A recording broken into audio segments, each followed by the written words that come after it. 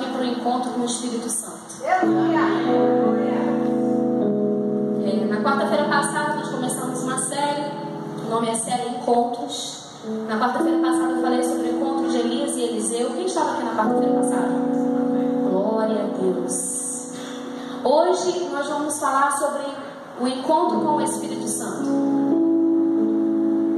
Eu gostaria que você abrisse o texto de Atos 2.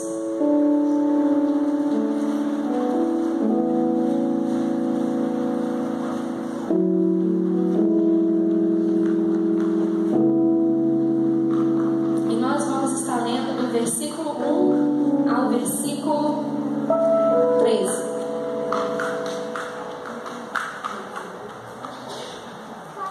Todos abriram, amém?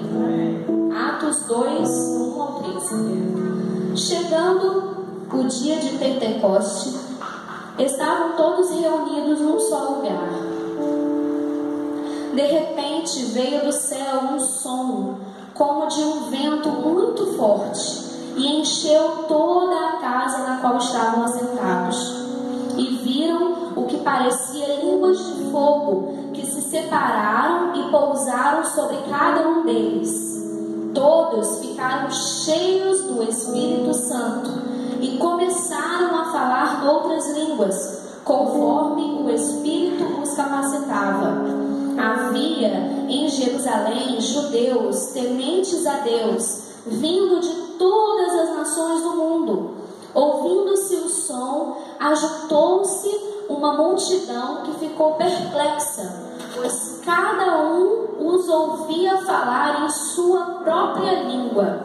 Atônitos e maravilhados, eles perguntavam: acaso não são galileus todos esses homens que estão falando? Então, como os ouvimos cada um de nós em nossa própria língua materna?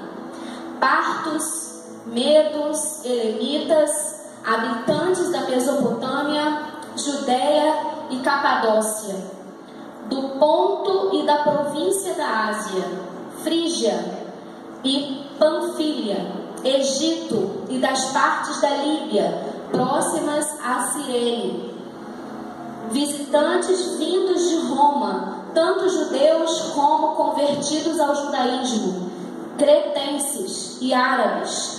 Nós os ouvimos declarar as maravilhas de Deus em nossa própria língua. Atônitos e perplexos, todos perguntavam uns aos outros: que significa isso? Alguns, todavia, zombavam deles, dizendo que eles tinham bebido muito vinho, estavam bêbados. Gostaria que você colocasse a mão no seu coração. Senhor, diante da tua presença, eu ofereço, Senhor, a nossa mente, nosso coração nessa noite. Que a tua palavra venha ser revelada diante dos nossos olhos. Que o Senhor venha falar conosco nessa noite. Deus, eu peço que o Senhor cative a nossa mente na tua palavra. E que nada venha nos distrair, nem o calor, nem a fome, nem as crianças, nem o som, nada venha tirar o nosso foco, que é a tua palavra. É a oração que eu te faço, Senhor, em nome de Jesus. Amém. Para quem não sabe, Lucas escreveu Atos. Atos era uma carta endereçada a Teófilo. Lucas escreveu essa carta, que é Atos, para explicar a Teófilo sobre a igreja. Do primeiro capítulo ao 8º capítulo, ele explica a vida da igreja, como ela nasceu, como cresceu, porque provavelmente Teófilo já conhecia a história de Jesus e dos seus discípulos. Então Lucas tentou ilustrar para Teófilo o que aconteceu, como que a igreja surgiu, da onde surgiu a igreja. A partir do capítulo 9 em diante, nós conhecemos a história de Paulo. Então nós vamos focar nessa noite apenas em Atos 2, 1 ao 12. Mas eu gostaria que a gente voltasse um pouquinho em Atos 1. Versículo 1. E diz assim: em meu livro anterior Teófilo, escrevi a respeito de tudo que Jesus começou a fazer e a ensinar, até o dia em que foi levado aos céus. Depois de ter dado instruções por meio do Espírito Santo aos apóstolos que havia escolhido. Depois do seu sofrimento, Jesus apresentou-se a eles e deu-lhes muitas provas indiscutíveis de que estava vivo. Apareceu-lhes por um período de 40 dias, falando-lhes acerca do reino de Deus. Certa ocasião, enquanto comia com eles, deu-lhes esta ordem: não saiam de Jerusalém, mas esperem pela promessa de meu Pai, da qual lhes falei. Pois João batizou com água, mas dentro de poucos dias vocês serão batizados com o Espírito Santo. Amém? Amém. Jesus deu um comando aos seus discípulos. Qual foi o comando? Esperem em Jerusalém. Não saiam de Jerusalém. Esperem, porque vou enviar o Consolador. A promessa virá. 10 dias após esse comando, o Espírito Santo, acontecia a festa de Pentecostes. Pentecostes era uma festa que acontecia sempre em Israel. Acontecia todo 50º dia após a Páscoa. Era também o primeiro dia da semana. Essa festa era também conhecida como Festa das Semanas, também chamada como Festa da Colheita e Festa dos Primeiros Frutos. Era onde todo o povo se reunia em Jerusalém para oferecer uma oferta ao Senhor no templo, que era a oferta dos grãos, das primícias, dos primeiros frutos. Pentecoste vem da palavra Pentecosté, Pentecosté no grego, que significa 50º. Nesse texto vemos o que aconteceu quando eles se encontraram com o Espírito Santo. E eu quero discorrer com vocês o que acontece quando nos encontramos com o Espírito Santo. Então, voltando ao texto, ao versículo 1, está dizendo: chegando o dia de Pentecostes, estavam todos reunidos num só lugar. De repente veio do céu um som como de um vento muito forte, e encheu toda a casa na qual estavam assentados, e viram que parecia línguas de fogo. Então, qual é a primeira coisa que a gente vê que acontece quando o Espírito Santo vem ao nosso encontro? Vem a língua de fogo, vem o fogo. E o fogo, como fala aqui, foi parando em cima sobre a cabeça de cada um. Então o fogo, todos que estavam naquele lugar, no cenáculo, receberam em si o fogo. Interessante quando vemos que eles foram cheios do Espírito somente após passarem pelo fogo. Ali eles foram batizados no fogo. O fogo, nesse sentido, ele teve uma ação, um propósito, que era purificar. Eu não sei se vocês lembram a história de Isaías, que conta em Isaías 6, que fala que quando Isaías teve um encontro com Deus, o anjo trouxe uma brasa do altar que tocou a boca de Isaías e o purificou. Quantos lembram dessa história? Então, nós somente podemos passar pela purificação quando recebemos o fogo vindo de Deus, vindo do Espírito Santo. E eu gostaria de fazer uma analogia com você a respeito do ouro. Eu pesquisei como que é produzido o ouro, como que é feito o ouro. E eu achei muito interessante. Eu vou contar para vocês essa história. O ouro é um dos metais mais macios e mais maleáveis. ele não é afetado nem por água, nem por oxigênio, e por isso ele não enferruja nem mancha. Os mineiros andam 1 quilômetro para baixo da terra para encontrar ouro. Para eles fazerem isso, eles precisam de toda uma equipe de geólogos, engenheiros, que montam um plano para que eles consigam fazer essa escavação e eles não morram, né? Soterrados. Imagina a gente descer 1 quilômetro para dentro da terra, né? Deve ser bem difícil.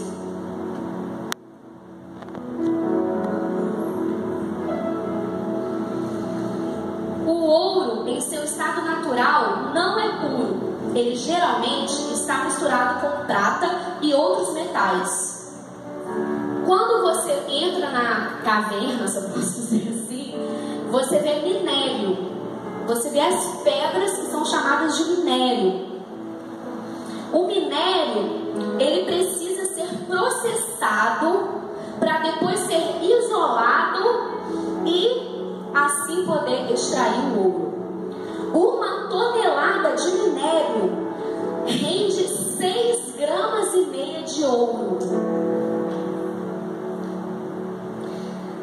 A primeira coisa que eles fazem, eles pegam a pedra, ou várias pedras desse minério, passam por um triturador. Depois do triturador, eles levam para um moinho, onde eles pulverizam as pedras e transformam em areia. Passa por um processo químico e é jogado em outro moinho. Depois passa por um processo de decantação. E assim depois passa por uma série de lavagem com água e produtos químicos. Após isso, o ouro é separado dessa água e é colocado vários produtos químicos dentro, para que quando o ouro seja levado ao fogo em uma temperatura de 1.600 graus centígrados, toda a sujeira, tudo que tiver dentro do ouro misturado, venha se dissolver e o ouro venha ficar puro. Somente então, depois de todo esse processo, é que o ouro é jogado dentro de um molde, que é uma forma de barra, e depois que é jogado, ele leva 4 minutos para pegar a forma do molde, depois leva mais 1 hora para poder esfriar. Depois que acontece tudo isso, o ouro, a barra de ouro está 80% pura. E aí essa barra de ouro é enviada para os bancos, os penhores. Mas quando chega no lugar que ela deve estar, ela ainda passa por um outro processo de refinamento para que chegue a 99% de pureza. Então, queridos, vocês conseguem entender como é difícil e leva tempo, muitas partes, muitos processos. Eu resumi aqui para a gente poder falar mais rápido. O trabalho que dá para limpar o ouro, dá muito trabalho. Nós somos como o ouro. E o Espírito Santo é o responsável por nos fazer passar por todo um processo de refinamento. Nós somos como esse minério, se posso dizer assim. Acho que quando a gente chega no mundo, quando a gente nasce, nós somos esse minério. E à medida que nós vamos conhecendo Jesus, pelo menos eu cresci num lar cristão. Então, desde que eu era criancinha, eu fui passando pelo refinamento. E a gente pensa assim, eu li muito rápido sobre o ouro, mas são dias e dias e dias para ele ser purificado, e ainda assim ele não consegue chegar a 100%, né? Então nós somos purificados pelo Espírito Santo, e essa purificação ela acontece quando a gente encontra com o Espírito Santo, mas não somente quando a gente encontra, mas quando a gente quer encontrar. Porque eu imagino os discípulos que ficaram esperando, né? E eles queriam encontrar o Espírito Santo, eles queriam receber aquilo que Deus estava enviando para eles. Então, eu quero receber o Espírito Santo, eu quero ser morada do Espírito Santo, eu quero encontrar com o Espírito Santo. Quantos querem encontrar? E quantos estão dispostos a passar pelo processo de purificação? O processo de purificação é dolorido, é moído, a gente passa pelo moinho, a gente vira areia, e depois Deus nos forma, a gente passa pelo fogo. O fogo, que é esse fogo aqui de Atos, ele precisa queimar o nosso pecado, as nossas mazelas, aquilo que não foi Deus que colocou em nós, porque a gente nasce e o nosso caráter, a nossa vida está sujeita ao meio que a gente vive. Por isso que é muito difícil quando você quer trabalhar com uma pessoa que ela é viciada em drogas, você precisa tirar ela do meio que ela está vivendo, porque senão ela não vai conseguir sair das drogas. Então assim somos nós. Certa vez eu ouvi de um pregador, Neil Barreto, não sei quantos aqui conhecem, e eu assim, assisti uma pregação espetacular dele, que ele virava e falava assim: você é com quem você anda. E se você quer buscar mais a Deus, se você quer mudar o seu estilo de vida, você precisa mudar com quem você anda.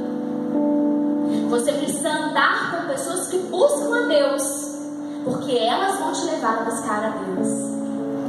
Porque o meio que a gente vive, ele nos forma, ele nos deixa mais acomodados, ou então ele nos empurra a mudar, a crescer, a nós serem cheios do Espírito Santo. E aqui fala: todos ficaram cheios do Espírito Santo e começaram a falar noutras línguas, conforme o Espírito os capacitava. O que seria essa capacitação? Aqui nós está sendo referido a respeito dos dons espirituais. Quais são esses dons espirituais? Em 1 Coríntios 12, 8. Abre comigo. 1 Coríntios 12, 8.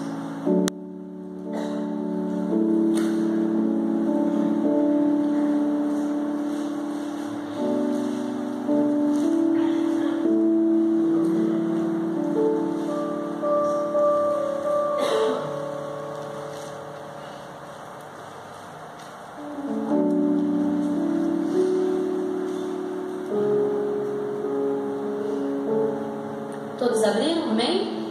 1 Coríntios 12, 8.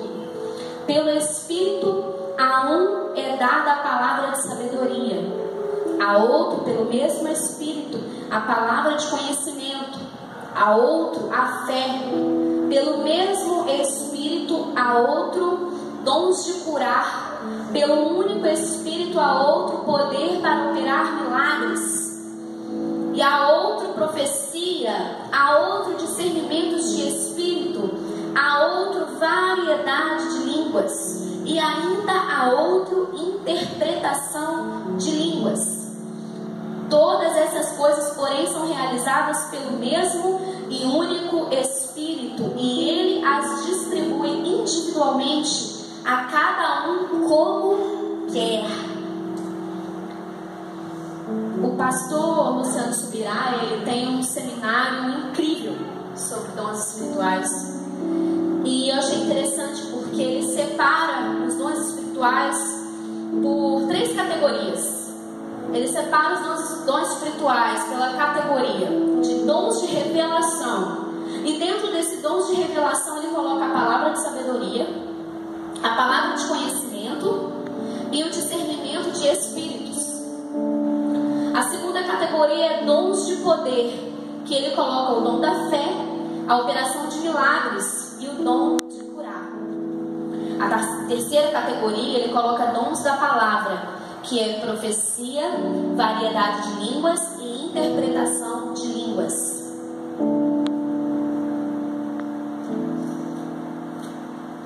A palavra de conhecimento é uma revelação sobrenatural oriunda do Espírito Santo. Um fragmento do conhecimento divino. Não é um conhecimento natural. O discernimento de espíritos, eu estou falando rápido, porque eu quero dar só um panorama para que vocês entendam o que é cada dom do Espírito.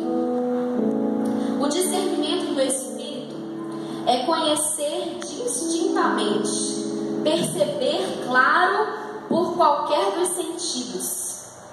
A habilidade de discernir, discernimento, não é intuição, ou seja, sentido. É uma percepção espiritual.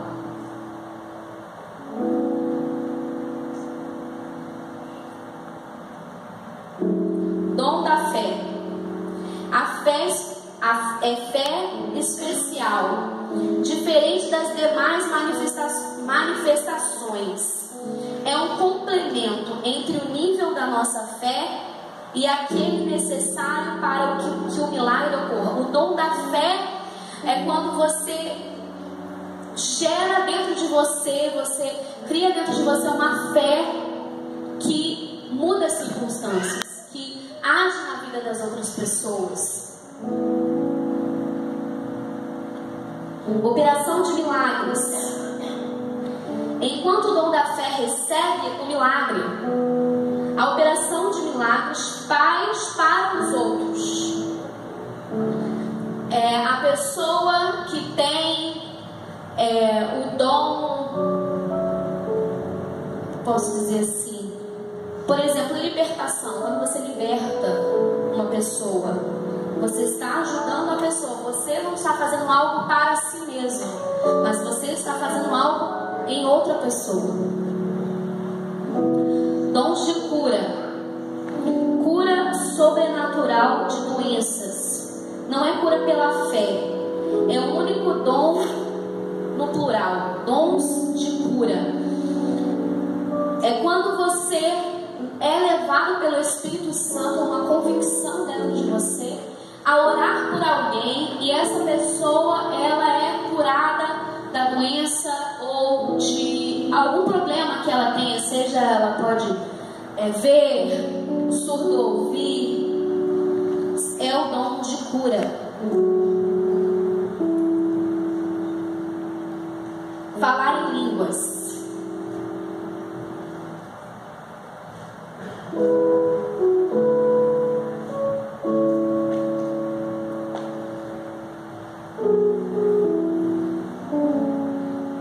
Variedade de línguas. Fala sobrenatural em língua desconhecida. Não é uma habilidade linguística. Necessita ser acompanhada por interpretação. Essa aqui não é falar em línguas, é a variedade de línguas. Dom de profecia. Uma fala sobrenatural em língua conhecida. O mais importante dos dons vocais não é necessariamente preditiva. Vocês estão conseguindo entender, queridos? Então, quando a gente encontra com o Espírito Santo, nós recebemos o dom espiritual. Aqui eu falei sobre 9. Na Bíblia você vai até encontrar mais do que 9, existem outros textos, mas esses 9 são geralmente o que mais as pessoas falam, os mais conhecidos. Todos nós podemos ter um dom espiritual. O dom espiritual, o Espírito Santo quer distribuir a todos. Você pode orar e pedir que Deus lhe conceda um dom espiritual, mas não é você que escolhe o dom espiritual. É o Espírito Santo que escolhe, né? Não adianta você pedir: Deus me dá o dom de cura, Deus me dá o dom de cura, porque se o Espírito Santo não der, não adianta a gente pedir. É o Espírito Santo que Ele esquadrinha a nossa vida, o nosso coração, e Ele nos dá os dons do Espírito. Receber esses dons faz parte do encontro com o Espírito Santo. Então, quantos que estão comigo? O que acontece quando nós temos um encontro com o Espírito Santo? Nós somos purificados. Nós passamos pelo processo de purificação. Então, a purificação, ela molda o nosso caráter, ela molda a nossa ética, a nossa integridade, né? Às vezes nós precisamos estar debaixo de um líder que vai ser mais duro com a gente, ou vai agir de forma que a gente não quer que ele haja, mas é o Espírito Santo guiando a nossa vida. Você crê que a sua vida é guiada pelo Espírito Santo e que nada acontece por acaso? Nada acontece por acaso. Tudo está debaixo das mãos de Deus. Então nós passamos pela purificação, e às vezes a purificação não é tão simples como eu falei do ouro, que são dias. Às vezes são anos, décadas. Durante muitas décadas você vai passar sendo purificado. Você vai passar no aperto. Então, é o tempo de purificação. E a gente viu também que nós recebemos os dons do Espírito. Nós recebemos os dons do Espírito para a glória de Deus, para que haja manifestação da glória de Deus. Os dons do Espírito não devem ser de forma nenhuma voltados para nós mesmos, para a nossa própria glória. Não, não. Os dons do Espírito nos é confiado essa missão de curar, de operar milagres, ou discernimento de espírito, né? Quando você vê que alguém está fingindo que está no Espírito Santo, enquanto na verdade ela está possuída por um demônio, e você consegue ver, você consegue discernir que aquela pessoa não está pelo Espírito Santo, mas está por um demônio. Então, você passa por esse processo de receber o dom do Espírito. Acontece que após isso, eles foram compelidos a falar, a pregar o Evangelho, a falar sobre as maravilhas de Deus. Aqui no versículo 11, as pessoas que eram judeus, as pessoas que estavam lá, estavam dizendo: nós os ouvimos declarar as maravilhas de Deus em nossa própria língua. Sabe esse pedaço que fala: havia em Jerusalém judeus, habitantes da Mesopotâmia, Judéia, Elenitas, partos, medos. Eram várias pessoas que tinham ido para Jerusalém para levar a sua oferta, e eles ouviram sobre Deus, sobre Jesus, na sua própria língua. É como se, imagina se cada de vocês aqui tem francês, japonês, inglês, chinês, e aí o ministério do louvor fosse tomado pelo Espírito Santo e eles começassem a pregar o Evangelho em japonês, em francês, em inglês, em português. Era isso, sabe? Eles não falavam labastura, não é isso. Eles falavam em outras línguas sobre as maravilhas de Deus, sobre o Evangelho, sobre Jesus, sobre tudo que eles tinham visto e ouvido. Eles foram compelidos pelo Espírito Santo a testemunhar do que eles viram. E essa é a terceira coisa que acontece quando a gente encontra com o Espírito Santo. Nós somos compelidos, nós somos movidos a falar sobre Jesus, a falar sobre o que Deus fez na nossa vida, sobre o que nós vimos. Quando encontramos com o Espírito Santo, somos compelidos a pôr para fora as grandezas de Deus, e somos levados a viver pelo Espírito, pelo fruto do Espírito. levados a viver em amor, alegria, bondade, longanimidade, benignidade, fé, mansidão, domínio próprio e paz. E quando nós vivemos assim, é viver com uma chama dentro de nós, que nos faz querer que todos tenham isso, que todos que nós conhecemos sejam tocados pelo Espírito Santo de Deus, que todos que vivem à nossa volta sejam tocados, que haja manifestação da glória de Deus na vida de todos que nos cercam, encontro com o Espírito Santo, a paixão por pregar a palavra. Nos tornamos completamente apaixonados por Jesus, apaixonados pelo Espírito Santo, pelo Evangelho, e isso nos motiva a sair de casa e vir aqui. Isso gera no nosso coração uma vontade de Deus: eu quero mais do Senhor, eu quero mais de Ti. Quando nos encontramos com o Espírito Santo, nos é revelado quem Jesus é. Porque quando Jesus perguntou aos seus discípulos: quem dizes que eu sou? E Pedro diz: a gente diz, eu digo que tu és o Filho, tu és o Cristo, o Filho de Deus. E Jesus vira para Pedro e falou: não foi carne nem sangue que revelaste isso para você, mas foi o meu Pai, foi o Espírito Santo, foi Deus que revelou para Pedro quem era Jesus. Então, quando nós nos encontramos com o Espírito Santo, parece que é como se uma venda caísse dos nossos olhos e nós conseguimos entender e compreender quem é Jesus. E isso é muito importante, porque quando a gente entende quem é Jesus, o que Ele fez por mim e por você, nada vai nos impedir de pregar o Evangelho. Porque eu quero dizer, querido, que nós estávamos condenados ao inferno, à morte, ao sofrimento. Nós merecíamos o sofrimento, nós merecemos o inferno, porque nós somos tendenciosos para o mal. Quantos dirigem? Quantos já dirigiram alguma vez? Então, você já dirigiu um carro que estava puxando para algum lado? Quantos já dirigiram um carro que estava puxando para o lado? Quando você dirige um carro que está puxando para a esquerda, você tem que pender um pouco um pouco de força. Tipo, meu carro não é direção hidráulica, então meu carro tem que dar uma forcinha a mais, né?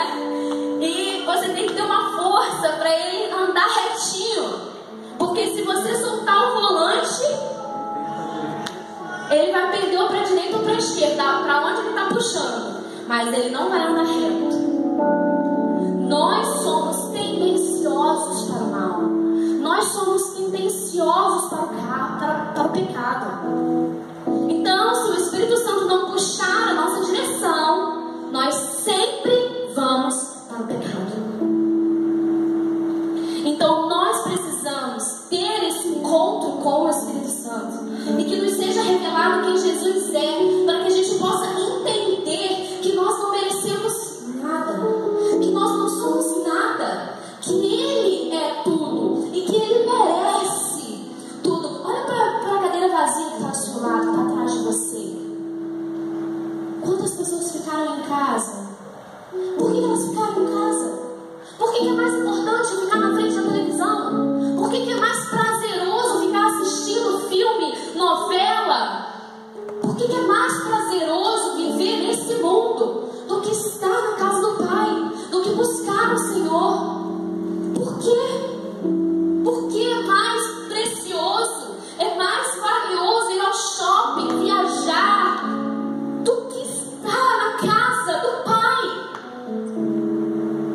Estamos vivendo uma época em que as pessoas dizem: não, eu sou a casa do Pai, então aonde eu estiver, Deus está. Mas se fosse para ser exatamente assim, ao pé da letra, por que Jesus instituiu a igreja? Por que Jesus? Por que havia um templo? Por que Deus criou o tabernáculo, que depois virou o templo. Por que Deus fez tanta questão do templo ser montado por alguém que não tivesse as mãos sujas de sangue? Porque eu não sei se vocês conhecem a história, mas Davi fez o desenho do templo. Mas quem construiu o templo foi Salomão, porque Davi tinha as mãos sujas de sangue. Então eu quero convidar você nessa noite a encontrar com o Espírito Santo e deixar que Ele purifique você, que te dê os dons espirituais e que te capacite a pregar o Evangelho e que te compile a isso. Para terminar, então, Isadora, você pergunta para mim, como que eu faço para ter um encontro com o Espírito Santo? Você precisa estar no lugar certo. E você está no lugar certo. O Jesus pediu para que os discípulos não saíssem de Jerusalém. E os discípulos não saíram de Jerusalém.